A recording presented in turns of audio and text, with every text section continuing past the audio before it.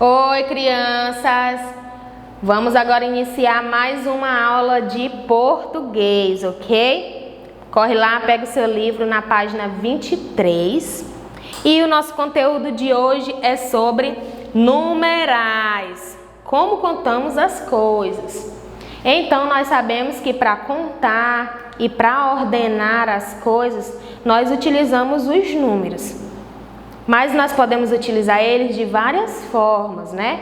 E algumas formas delas nós chamamos de números cardinais, ok? Então, quando que um número ele vai ser cardinal? Toda vez que eu estiver falando aqui, ó, por exemplo, aqui, ó, 2, 5, 7... seja ele escrito por extenso ou em algarismo.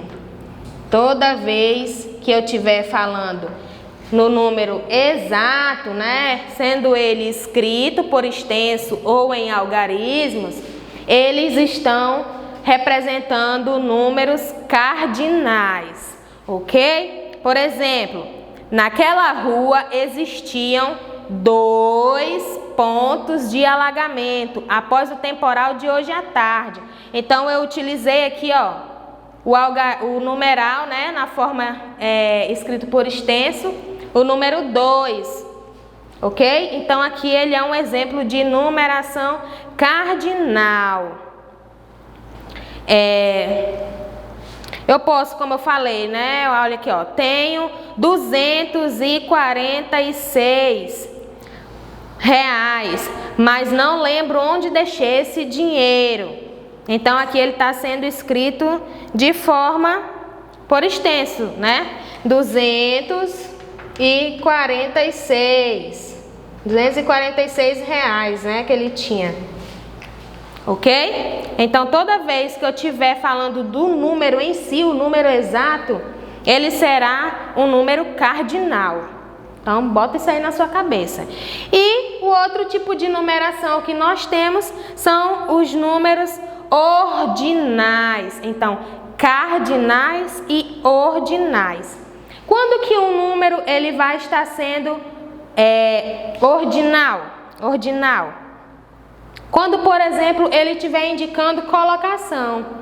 Um exemplo de competição. Então, primeiro, segundo, terceiro, toda vez que ele estiver assim, ele será um número ordinal. Toda vez que ele estiver indicando posicionamento, ok? Então, vamos ver aqui o exemplo. Teodoro foi o primeiro a chegar na escola hoje, né? E sempre lembrando, primeiro pode ser escrito por extenso ou em numeral. Ok? Então, toda vez que ele estiver falando de posicionamento, nós seremos números ordinais.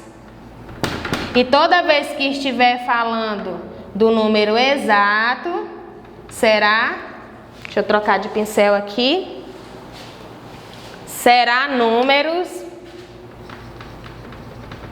cardinais, ok?